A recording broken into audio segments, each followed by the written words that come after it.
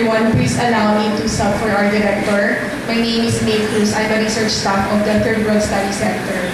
So thank you again to our speakers and also for keeping with the time. So we now have a lot of time for questions for our open forum. So first, what I will do is I will collect 3 questions and then we will allow the speakers to answer them.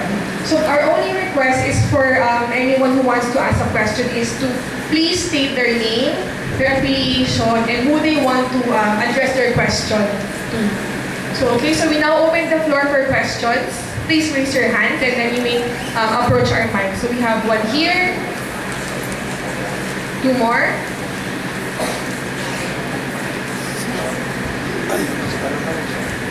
Yes, ma'am, and then 1 more for the 3 questions. Yes. So yes, sir. Do I need a microphone or anything? Yes. Yeah. Please use the mic. Yeah, where's the mic? Hi, my name is Josh Hammer. I'm from the New York Times Magazine. I came to the Philippines to write about politics and media here. I was in attack. I'm sure that this is old news. It's my first time here in a while. But I'm curious to hear what ordinary people have to say. I want to ask anyone here to respond to this. Having talked to journalists and human rights people the first couple of days, I had the opportunity to be in a taxi with a driver from Tondo, and we know that taxi drivers are often great sources for journalists to hear what's going on the ground. And he was singing the praises of Duterte as the leader that the country desperately needed.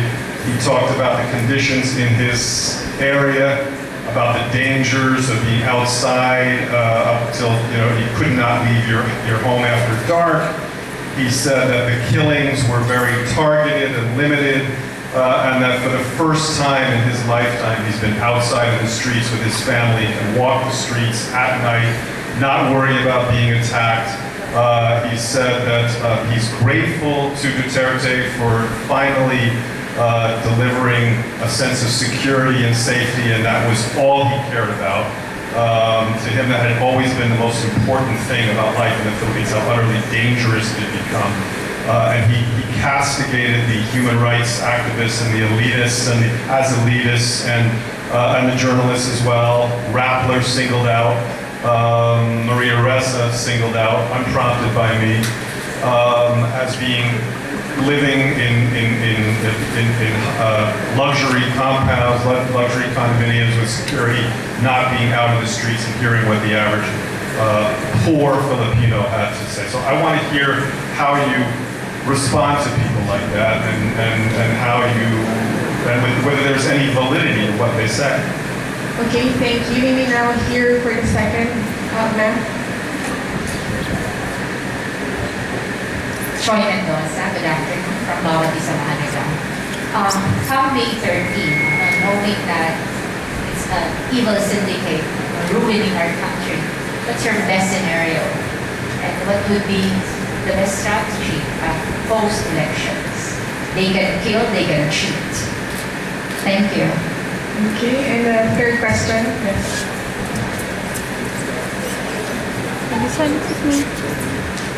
Hi, good afternoon po. I'm Marian Enriquez from TV5. I'd like to ask your comment. Since po inilabas na yung Bikoy video to the public, the DOJ haven't really actually started or initiated an investigation against po these people belong to Duterte, Bongo, but they just kept on asking, challenging Bikoy and the people behind this to file charges po sa NBI. What are your comments on this? Sorry, can you clarify what? Can you repeat your question? Yes, the DOJ did not, started any investigation against Pulong Duterte or the people behind it, the people that Bikoy is linking to the narco list, narcoman, or receiving narcoman. So, your thoughts on this? Okay, thank you. So, to our speakers, we have 3 questions. The first is, how do you respond to popular notions of the country being now safe in general. Second would be what do you think is the best scenario and best strategy post-elections. Third would be how do you respond to, or what do you make sense of the fact that there is no investigation yet by DOJ with the Oust Duterte matrix. I'd like to address the observation of yours. I think the views that were given to you by the taxi driver is a popular view. That's the reason why Duterte is, the latest survey is 80% popular. That's true. I mean, I think he has, I don't know, his appeal to the Filipinos, like the people in the neighborhood, they all like Duterte. The people that I go with, my gym mates, they go to the gym, they all like Duterte. Many of them like Duterte. So I think that's the, and the other reason, like petty crimes, I think according to the PNP, petty crimes has been reduced, and they appreciate that. And my co-gym mates they don't really care about the 27,000 who were killed, right? 27, right? Because they are poor. They don't know anybody of the 27,000. So they don't really care. None of the 27,000 was their son or daughter or or relative. So they don't really care. So so that's maybe the same thing with the taxi driver. Maybe to him it's safer now. That's his perception. So and that's 80% of the Filipinos agree with him. That's why I'm so surprised why Duterte has to come out with this Oust Duterte plot. Nobody, there is no Oust Duterte. We are journalists and we should know if there is an Oust Duterte movement going on. There's none. Because how can you how can you start ousting somebody who has 80% popularity? He controls the House, he controls the judiciary, and he's about to control the Senate. In fact, the only institution that he has not control is media. Maybe that's the reason why he has this Oust Duterte plot. Yeah. And this Oust Duterte plot, how can it even be, what you call that, credible? It's all made up of journalists. It has no military component. I mean, how can you oust somebody without a military component? Oh, how are we going to oust Duterte with our, ball pen? So, in fact, two of the names that were mentioned under VERA files, they have long left VERA files. Two of the female trustees were identified as male. So it's really stupid, the matrix. But so that's why we're wondering, why do they have to concoct this Oust Duterte plot against the media? So they want to destroy media. Why do they want to what you call that? To destroy media? It's because that's the only institution left who is standing up to Duterte. Okay, that's my and then I think that's my thought about it. And then that the question as to the decoy, why they are not investigating Bongo? I mean, the PNP the NBI will dare investigate Bongo, will dare investigate Paulo Duterte? I mean, unless they want to resign tomorrow, right? What happened to the dangerous drugs board head who corrected Duterte? Because the basis of Duterte's war against drug was that first he said there are 3 million drug addicts in the country, and then he later, after a month, he said it's 4 million, right? The dangerous drugs board head said no, it's only 1.8 million. So what happened to him? He was fired, right? Oh. So now who was there? I mean, I think we're trying to find the reason why I was made the nexus of the Duterte in that Oust Duterte. That, you know, like Maria and Balu said, we haven't emailed each other for years. I realized I didn't even have the email address of Balu, Mangas.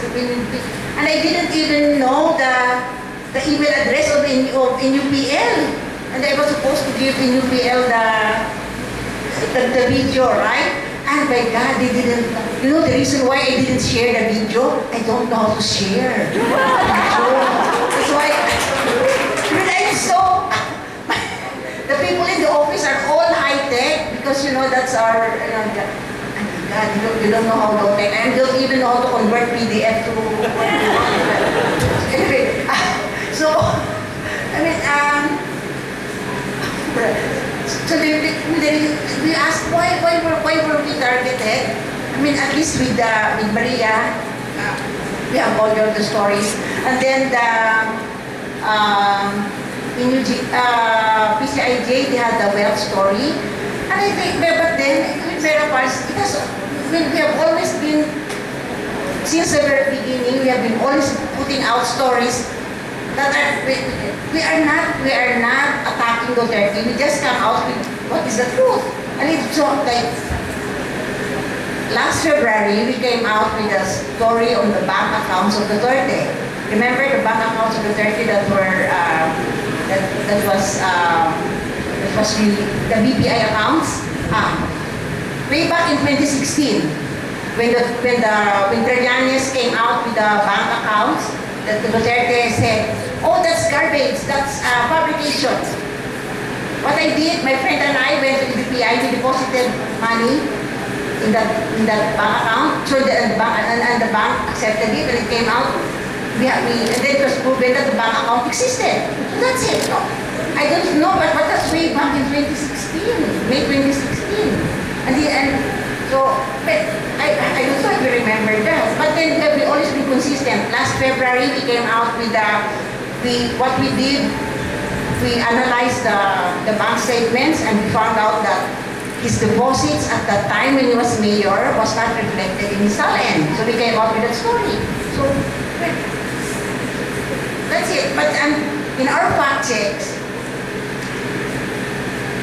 well, we say that the number one source of fake news is Duterte, because we in our fact checks we track statements of public personalities and debunk them with factual evidence. We cannot help tracking the statements of Duterte because he's president. He's a person of, he influences a lot of people. His statements are basis of policies. So if they are wrong, that means that's very disturbing for us because that will be the basis of policy, so it has to be corrected. So, my God, you know, in just one speech, there were 8 falsehoods. Imagine, we have to, how many speeches do we hear? Duterte really keeps us busy. So, is that the reason why he doesn't like VERA files? I don't know. So for us, we're just doing our job as journalists. You know, empower the people with correct information. So, I don't know. But then the other one, your last question. So why the reason why are they not? So let's say who would dare investigate Paulo Duterte and Bongo? So that's the last one. I'd like to go back to what you were asking. In the first place, I think, the taxi driver said that he doesn't care about anything else except safety in his community and so on and so on. That doesn't show much civic sense, does it? In addition, however, one must realize, one of the things that one must realize about taxi drivers is that most of the time they have the radio turned on to AM radio. And much of AM radio is supported. There's a lot of support for Duterte on AM radio. And there are many reasons for this, but that's one of the reasons. But in addition to this, I think the idea, the fact that there are many people who don't care about anything else except themselves and their families, that is an indication of the failure of our educational system. At the same time also, that is also an indication of the failure of the media of providing the information that's needed. This taxi driver says that it's safe. I don't know if that is true. There is research that has established that there's a climate of fear in the communities precisely because of extrajudicial killings. There is an impending humanitarian crisis created by the fact that there are breadwinners who have been killed and that there are thousands of widows and orphans. I mean, it's what's necessary, I think, is for the media to do a better job. That's what I was saying earlier. I think we have to do a better job. We have to provide the information that is being provided only by a relatively few journalists. There are only relatively few journalists who are doing their jobs as well as they can. And as for the rest, I mean, it's a house of horrors out there as far as much of the media are concerned, because you have the AM radio people who disseminate false information, what they heard from a neighbor, and so on and so forth. And there must be some attempt to improve, for example, the way the media report events. I mean, we can't just rely on Maria Ressa or Tordesillas or PCIJ. I mean, there are how many thousand journalists in this country, and they have to be re-educated, I think. And one of the ways to do that is for them to re-examine the conventions of the so-called conventions of journalism, and the tendency to disregard the facts, not to verify things, and so on and so forth. That's why you have people like that taxi driver. And so that's one of the ways to address it, but it's a long-term process. It's going to have to be a long-term process. It's going to include media literacy programs. It's going to include improving the journalism curriculum, and so on and so forth, so that the media can do a better job. On the other hand, the educational system, as we all know, spreads nonsense like the Marcos period, the martial law period was the golden age of Philippine history. I mean, there are books that actually say that, and these are read by primary school students, secondary school students, and I think that has to. I mean, this country is in a huge mess. That's what I'm saying, and what I'm saying is that this mess can be cleaned up only over a long period of time. And only if we resolve the fundamental question of who can best govern this country. Is it the same dynasties? The same oligarchs that have governed, that have monopolized power in this country since 1946? I mean, that's a fundamental political question that has to be resolved. So the answer to that is that it's going to be a long and difficult process to address that.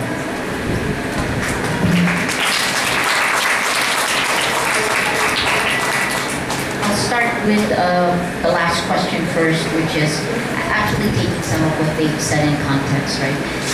I think we know over the last 3 years that the law has been used as a weapon against perceived critics. You can go back and look at, a chief justice that is no longer chief justice based on an obscure point of law called quo warranto. In my case, I know this firsthand. We've done nothing but be journalists, and yet in 14 months I've had 11 cases filed against me. In a little over 2 months I've posted bail 8 times, and in 5 weeks I've been arrested twice, detained once. So last part, I like this one. We posted collectively in Rappler 2.4 million pesos in bail. In bail, bonds, posts, whatever the things are, and you compare that with a convicted person like, say, Imelda Marcos, whose bail is at about 450,000 pesos. Very selective, right? Very special on journalists. So I think we need to call it out, and I'll echo Professor Professor Teodoro in saying that we need to demand accountability, but I think the reason Ellen was included is because she does demand accountability. There are costs to demanding accountability. And for politicians, the cost is Laila de Lima's fate. For journalists, the cost is, well, you could go to jail. Just trying to think how many years collectively all of the charges, just the tax evasion charges alone that I've been arraigned on, 4 charges out of say 11, right? 4 charges could put me in jail up to 40 years. I have more faith in the Filipino. That's why, I think this comes down to individual battles of integrity. And while I'll take from Professor Teodoro, he said that this is a long-term battle. It is short, medium, and long-term. And to Josh, my response is, I bet he's on Facebook, and if he is on Facebook, he has no idea, like the majority of Filipinos, exactly what the facts are. Because on Facebook, astroturfing, when you say a lie a million times, what's under attack are the facts. And if you say something like, our flag is orange, and you say it a million times, you'll start to think the flag is orange. When you don't have facts, you don't have truth. When you don't have truth, you don't have trust. So there's absolutely no way that we can organize. In any way, you cannot demand accountability. That's the state, not just of the Philippines, but of the world. Is he right? Is he wrong? The stats are here. The UN estimates at least 27,000 people have been killed since July 2016 in a drug war in the Philippines. The stats online, we live in violence both in the real world and in the virtual world. And that violence creates a climate of fear. I'm happy that he is not afraid. But that's certainly not the situation for NUPL, for the lawyers there, for the people who've been red tagged, for the journalists who have to pay for asking questions. The last part of this is, what's the short-term solution, right? Long-term education, Professor Teodoro said it. Medium-term, media literacy. Short-term, we need to demand action from the social media platforms. You need to, in your area of influence, when you see someone being bullied, stop, jump in, right? I know that means you put yourself at risk, but by not speaking, you're actually complicit in the lies. Silence is complicity, and I'm not the person who said that. We're living through another time of history, and the way we're going to get through this is fighting our own individual battle of integrity to preserve the rights that are guaranteed by our Constitution. And while the Constitution is still there, vote for an independent Senate.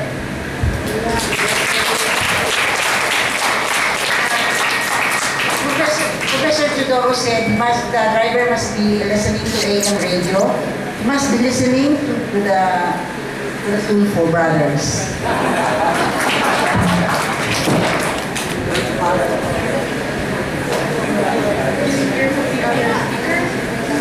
Attorney Cortez. What you told us about the driver is very disheartening.